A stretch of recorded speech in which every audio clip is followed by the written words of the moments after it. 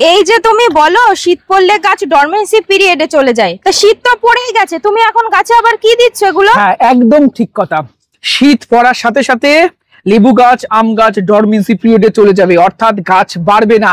আগামী ফেব্রুয়ারিতে যে প্রচুর ফুল দেবে তার প্রিপারেশন গাছ নেবে। এই সময় গাছে খাবার দেওয়া যাবে না।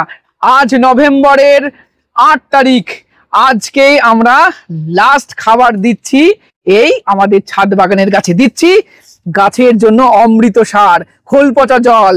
আমরা আগেই বলেছিলাম 200 থেকে 250 গ্রাম শস্যের খোল 10 লিটার জলে 6-7 দিন ভেজাতে হবে, এটাকে পচাতে হবে, ডিকম্পোজ করতে হবে, তারপরে গাছে দেবেন। আর নভেম্বরের 10 তারিখের পর থেকে গাছে কোনো রকম খাবার দেওয়ার প্রয়োজন নেই। ঠান্ডা বাড়তে শুরু করেছে, আস্তে আস্তে গাছ ডরমেন্সি পিরিয়ডে চলে যাবে। নেক্সট ইয়ারের জন্য ফুল ফলের জন্য প্রিপারেশন নেবে, গাছ আর বাড়বে না। এই কাজটা অবশ্যই এখন করে ফেলতে হবে।